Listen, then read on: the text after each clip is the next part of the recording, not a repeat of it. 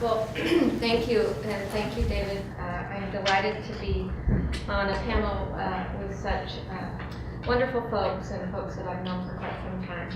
And it's interesting, David talks about these kind of converging accountability systems that are quite different, and they do have different elements, but I think I see this as that they are really complementary, or certainly could be as we move into a new system. And I want to point out that for the department and for Superintendent Torlakson, all of the things that we're doing around assessment and accountability really speak to our commitment to a set of college and career-ready standards, which of course the State Board adopted in 2010.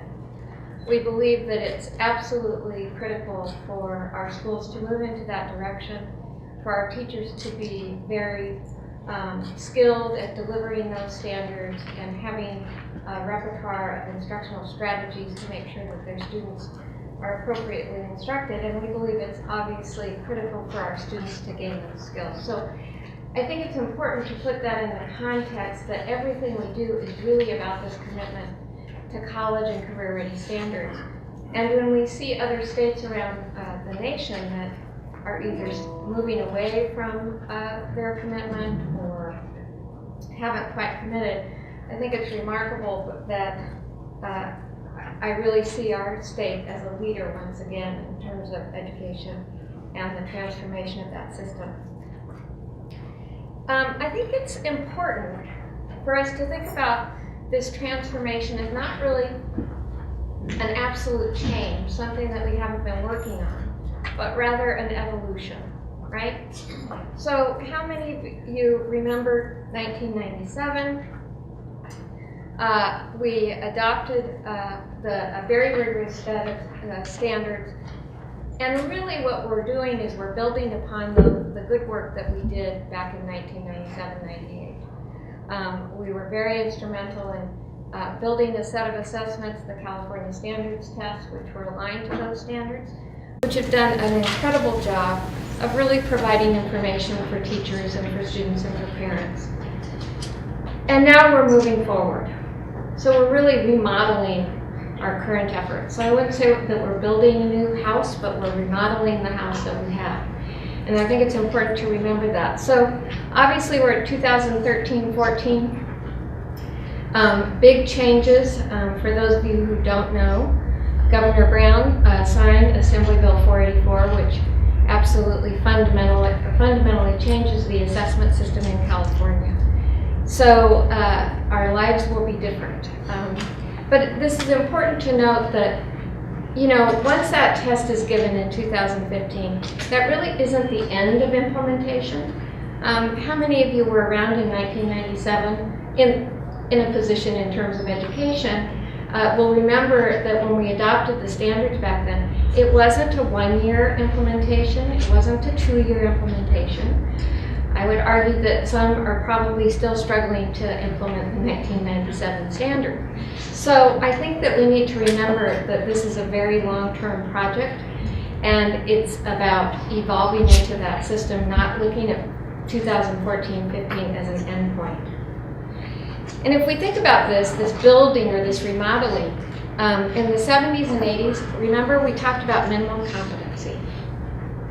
I was at a district back then, I was at Elk Grove Unified, and we spent a whole lot of time building minimum proficiency assessments to respond to Senator Gary Hart's law at the time. It was the Hart Minimum Competency Law. We were all building our own minimum competency assessments to determine if high school seniors were ready to leave the system. And it was really about ensuring that those high school graduates could demonstrate minimum competency. We weren't really talking about college and career ready. We were talking about minimums. And it was a struggle. It was tough, right? And then 1990s, 2000s, NCLB comes along. California really moves to a standards-based system. We have our own accountability system with the Public Schools Accountability Act and API. And then we start talking about proficiency, right? Getting kids to proficient. And you'll recall, if you talk to folks in the classroom, folks really kind of sensed that they were being deprofessionalized in their profession. We were quite scripted in what we did and what we told others to do. And so finally now, we really are we've moved way past minimum. We've really moved past proficiency, and we're talking about college and career ready. But again, the point I'm trying to make here is that we're building on what we already have. And I think it's easy to forget that. Now, having said that, I love the quote at the top of this slide. This scares the bejesus out of me. The standards are designed to get students to think on their own, to be able to navigate the multimedia world and discern fact from fiction. So I'm not suggesting that this isn't tough work to do and that this isn't some uncharted territory. It certainly is. But I think it's important to remember that we've got some really good foundations to build upon. So again, as I said, yesterday Governor Brown signed some huge landmark legislation to fundamentally change the way we assess our students and what that means and to our teachers and to our parents. We also have Senate Bill 1458, which was signed into law last year, that fundamentally changes the way we are going to talk about accountability for our high schools. And then, so we really have this evolution of both assessment and accountability system, which is important because, as you all know, our current accountability system is really totally dependent upon the kind of assessments that we give. So when we change our assessment system, when we change the metrics, obviously that means that we're going to change our accountability system as well. But I'd like to think that this is an integration of systems. So when we have LCFF and LCAP and other kinds of accountability systems, for us, I think that we see this as an integrating of systems and that these should not be in competition with one another. In terms of Assembly Bill 484, for those of you who may not have been living it since I have for the last 6 months, it really changes, I would say, what we think about the primary purpose of assessment. And by doing so, kind of sets a different stage in terms of accountability as well. That's not to say that we won't use these assessments and the scores that are derived from them for accountability, but we also want our assessments to be more than what they currently are. We want them to be a way to promote improved teaching and learning. We want them to be an extension of learning, not kind of an add-on or a drop-in at some point in the year that students stop what they're doing and take an assessment that doesn't look like what they've been doing in the classroom. We want that to be really mirrored what they're doing in the classroom all year long. So 484 really eliminates the STAR program, and it establishes the California measurement of academic performance and progress. It's important to note that there are two kinds of measurements here. One is performance, which is what we currently have with our STAR system. The student gets a score, point in time, says how they're doing, right? It's a performance. But our new assessments will also talk about progress, right? It's important to know how a student performs, but it's also important to know what progress they've made. So that's a very different set of circumstances than where we've been. And it outlines the assessments that will be included in the program. Just as since there are people very interested in what they have to do right now, there will be a field test. We're going to field test the new Smarter Balanced assessments this spring beyond the sample, the scientific sample that will be required to do as a member of the consortium. We'll test every student in grades 3 through 8 and 11, one content area per student. We think that this is a great opportunity for students and for teachers, and more so an opportunity particularly for districts to really examine their technology and what they will need to do to get ready for the operational assessment in 14-15. So the field test is meant to test the items, and it's also, we're using it as a way to stress the system, but not break the system. We'll also test some students in 9 and 10. We'll keep our California modified assessment in science. and CSTs in science at grades 5, 8, and 10 until a successor exam is developed. And then our students with severe cognitive disabilities will continue to take their test in grades 2 through 11 and 5, 8, and 10 in science.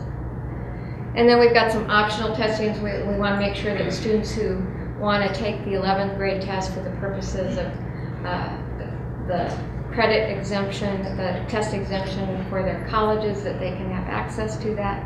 And then those districts that want to continue to take the standards-based test in Spanish, we want to make sure that they have access to that as well. So what are those accountability changes? As I said, 1458 really requires some fundamental changes to how we talk about accountability in high schools. And it recognizes that there's more, a school is more than a set of test scores.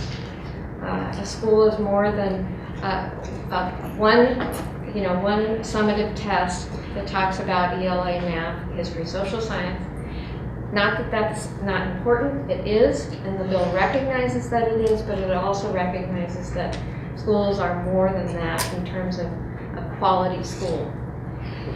484 now transitions the API to use the new assessments included in the CalMAP program. And then of course we have local control funding formula, which adds foster youth to the API, and it changes the subgroup size that we will use as well. So 1458, the largest change is the percentage of the metric that will be used for those high schools. So state assessment results can only constitute 60% of the high school's API. And 40% must be from other indicators. So right now, our staff is bringing together lots of different groups, including the PSA Advisory Committee, to talk about what are those important elements that need to be included in what it means to be a quality school. So we're talking about graduation rate, we're talking about college and career readiness indicators, which maybe include the number of students that have completed A to G requirements, or the number of students that matriculate to a four-year university. Lots of different things, but recognizing, again, that a school is more than a set of assessments. And the accountability impact of 484 is fairly significant. 484 recognizes that there is this transition and that there will be a break, if you will, in terms of the kind of scores that we have from our STAR exams from last year versus the kinds of results we will have from our new CalMAP exams, including the Smarter Balanced exams. So it gives the superintendent the authority, with the approval of the state board, to determine that an API score would be an invalid measure of the performance of students in both the 13-14 and the 14-15 school year. And this will be a recommendation of the department, and the superintendent will have to consider and then take to the board likely in the spring of this year. Schools and school districts that do not have an API and need to have one for some statutory reason, and the best example I can give you is if you are a charter school and that you are coming up for renewal. We obviously didn't want to put a charter school in harm's way because of this bill, so we wanted to make sure that they had an opportunity to use something else. So the bill states that the most recent API, or an average of the 3 most recent API scores, or some alternative measure that talks about improvement in student achievement could be used. There are approximately, I think, 40 pieces of statute that talk about using API, so we are currently looking at all of those pieces of statute to make sure that we can find an alternative measure, or to at least give some advice to folks about what that might look like. So it really is, we are in a different place today than we were a year ago, 2 years ago. And again, I think it's about this California's strong, huge commitment, the governor, the State Board of Education, Superintendent Torlakson, a huge commitment to really getting California ready for the transition to college and career-ready standards. And AB 484 recognizes that this is really a powerful and historical transformation. It also recognizes that you can't get there in a day, and it recognizes that there really is a transition. There is a transition period that needs to be considered, needs to be reasonable, deliberate, and to allow people the time and space to actually focus in on the instruction of and delivery of the college and career ready standards.